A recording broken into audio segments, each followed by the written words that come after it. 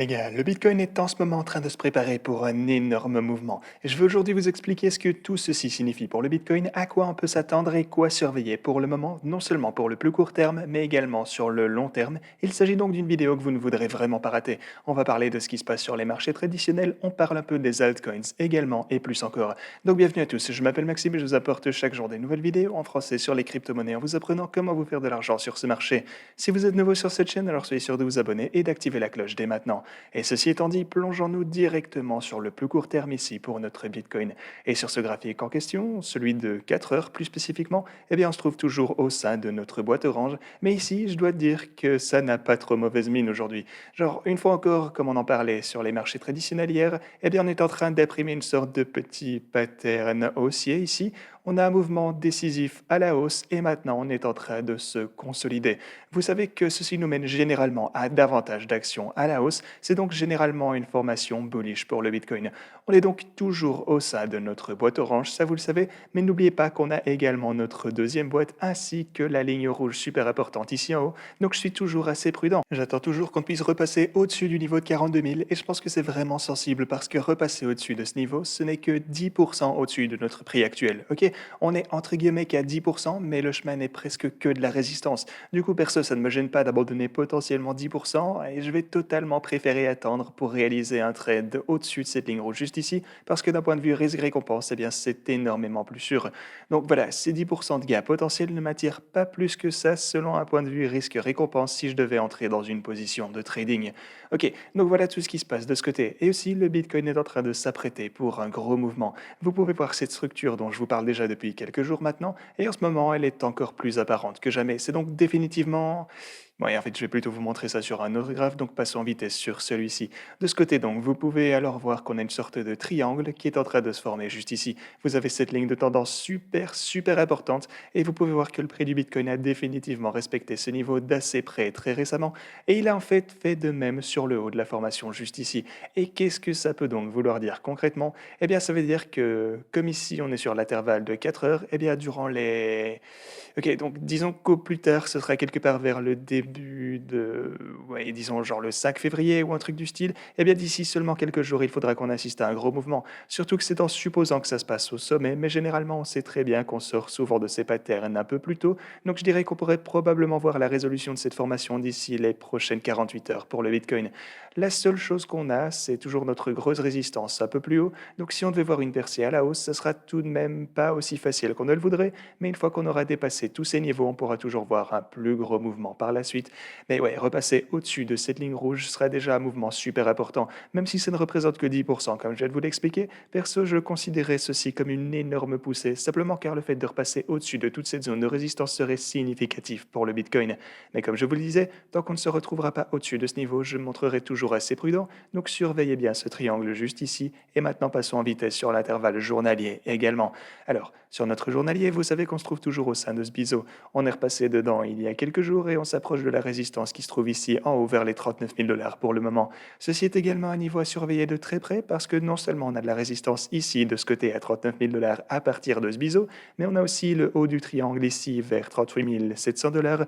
On a les boîtes oranges et ouais, probablement encore plein d'autres niveaux. Mais donc voilà, on sait déjà qu'il s'agit d'un point pivot vraiment important pour le Bitcoin pour le moment. C'est bientôt le moment de vérité, les gars. Alors, est-ce que vous pensez que ça va partir à la hausse ou à la baisse? Faites-moi savoir tout ceci dans l'espace commentaire.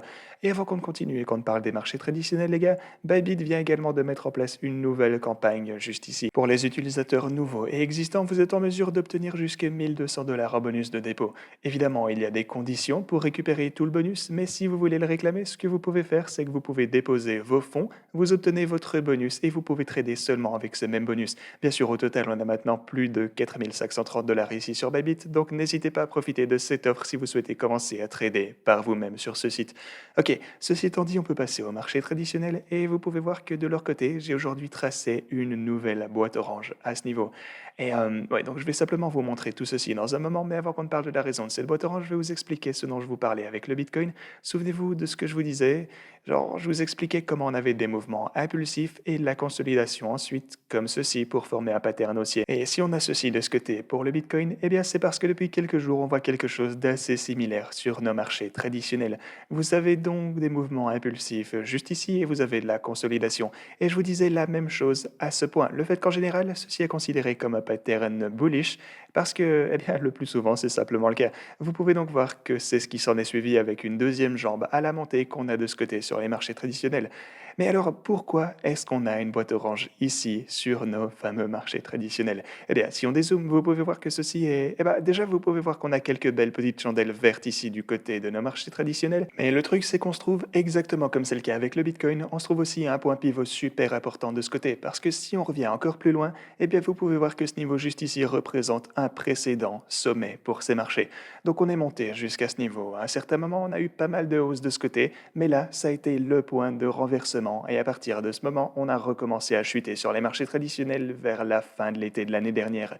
Et ensuite, vous pouvez voir la même chose de ce côté. Une fois qu'on a recommencé à monter, on a rencontré pas mal de résistance à ce niveau. On a essayé de dépasser tout ça et on y est finalement parvenu. Et regardez-moi ça, super important aussi, on est revenu tester ce niveau après l'avoir dépassé. On l'a retouché à de multiples reprises ici et ensuite on a continué notre ascension. Et en fait, on a réalisé le même style de pattern dont je vous parlais juste ici en réalisant de manière consécutive de séries d'actions haussières pour le prix puis de consolidation appelé un bull flag. Donc action à la hausse et consolidation, action à la hausse et consolidation, comme ceci, vous avez l'idée. Donc ouais, quand on a le prix qui descend un peu avant de repartir, c'est ce qu'on appelle un drapeau haussier ou fanion haussier, et là on en a eu quelques-uns les uns après les autres durant notre ascension.